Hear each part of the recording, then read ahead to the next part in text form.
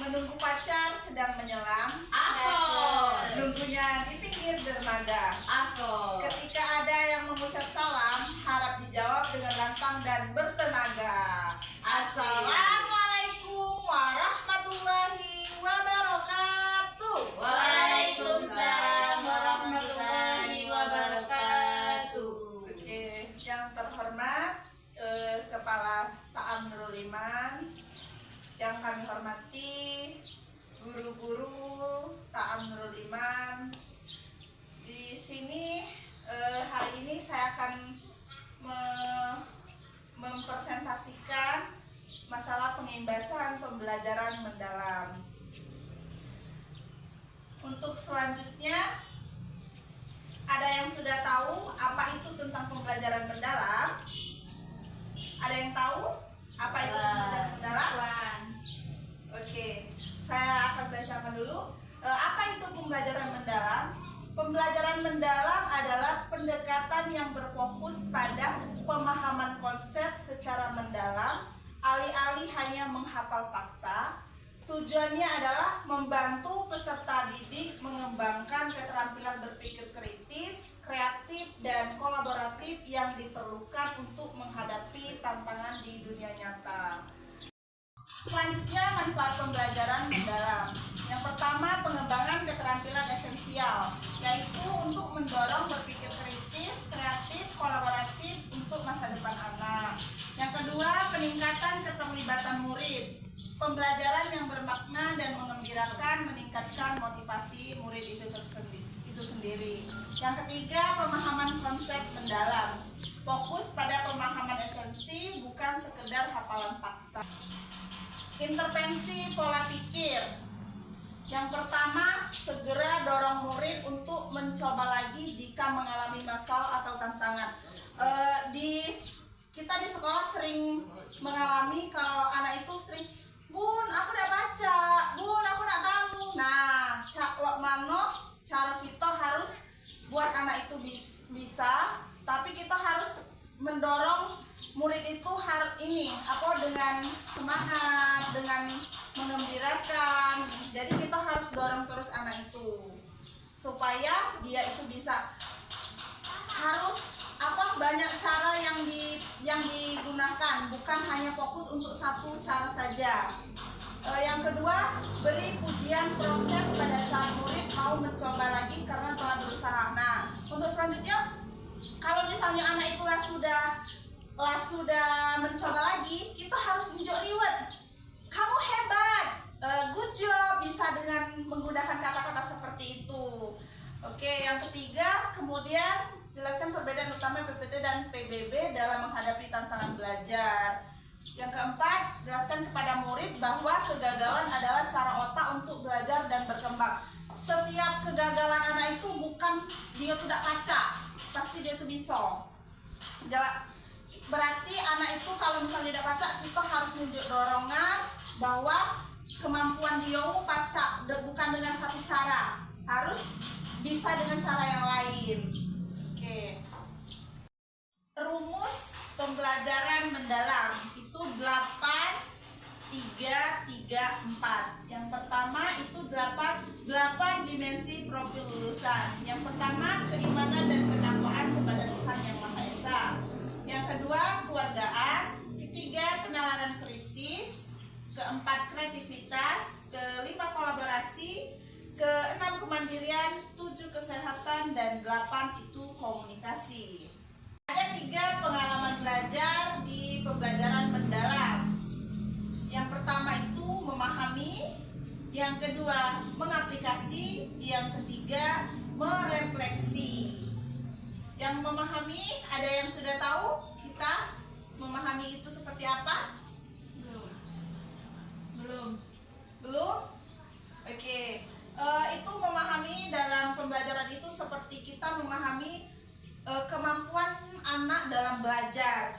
Kita bisa menyesuaikan dengan usianya itu sendiri. Jangan terfokus dengan pembelajaran yang kita inginkan. Anak itu harus belajar lebih sesuai dengan kemampuannya masing-masing. Itu untuk memahami. Mengaplikasi pendalaman pengetahuan. kita harus lebih mendalami pengetahuan anak itu tersendiri. Yang ketiga, merefleksi untuk menyuruh anak merefleksi diri mereka masing-masing gitu. Selanjutnya Itu kan ada memahami, mengaplikasi dan merefleksi. Nah, coba tolong jelaskan mengaplikasi itu gimana ya? Dalam pembelajaran di PAUD kita tuh kan bisa mengajarkan anak pembelajaran yang nyata, seperti kita anak di kelas, anak-anak membuat teh, kita ajarkan membuat teh. Jadi di rumah anak-anak itu bisa melakukan kegiatan itu lagi, bisa menjelaskan kepada orang tuanya kalau membuat teh itu seperti ini, ada gula, ada teh, dari cara membuatnya sampai mereka merasakan rasa teh itu seperti apa. Oke, sudah Bun? Oke, terima kasih. Oke.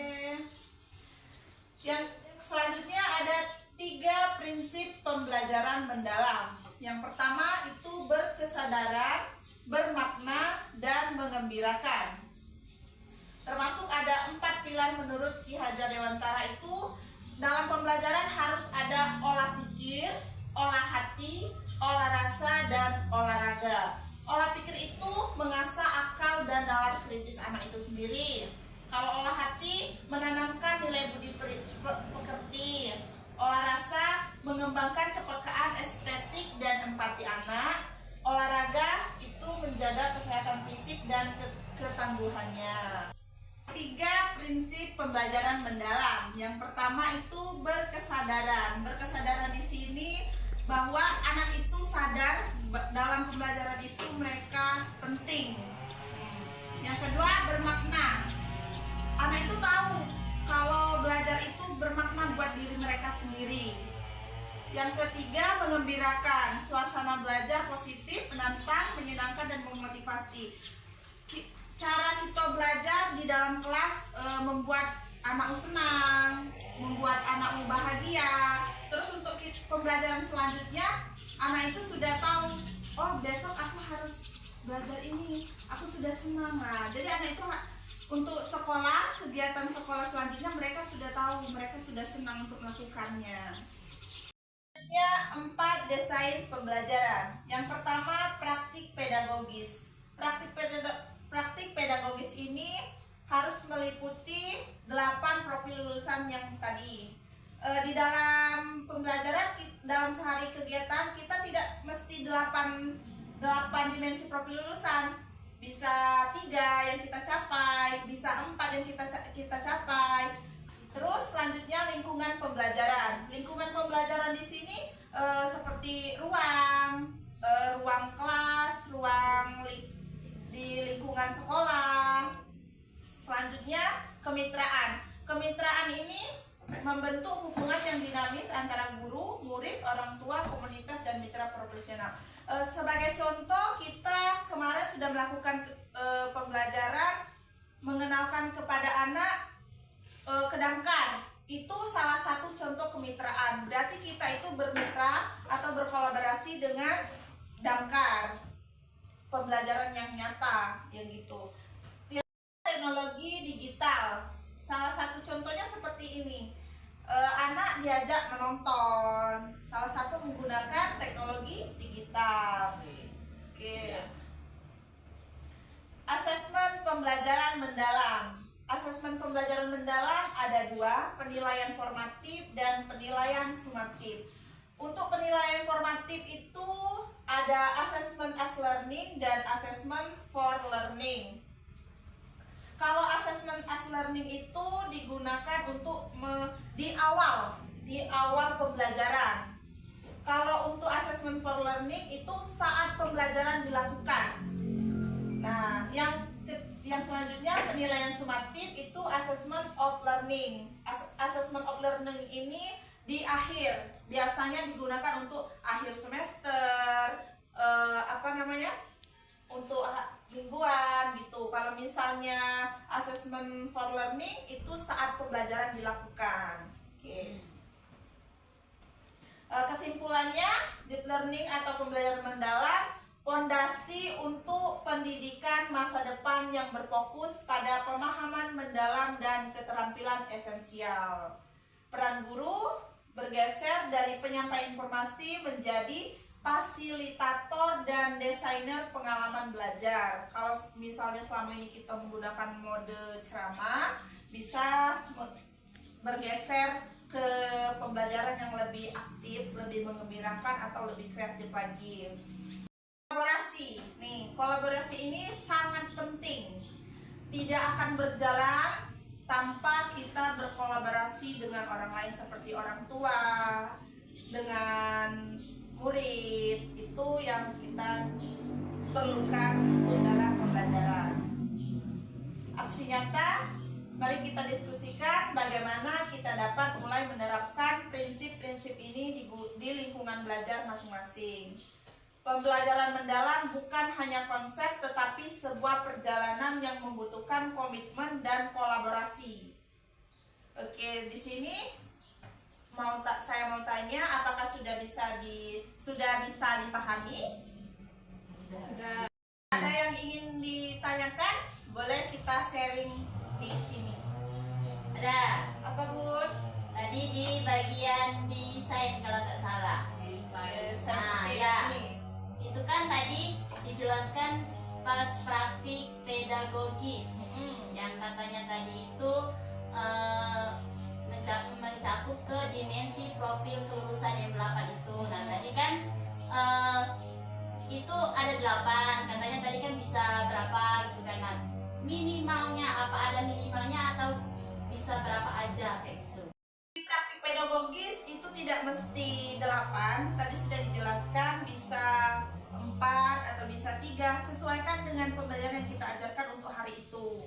Misalnya di kita tema hewan itu kan ada banyak yang kita bisa memantik anak siapa yang menciptakan hewan, kan itu sudah termasuk satu dimensi profil lulusan. Terus kita bisa menyuruh anak membuat karya, misalnya membuat domba.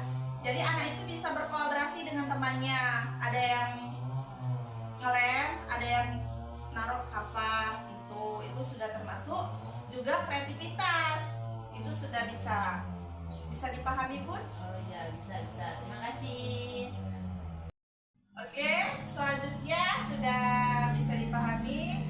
Mungkin itu saja yang dapat saya sampaikan.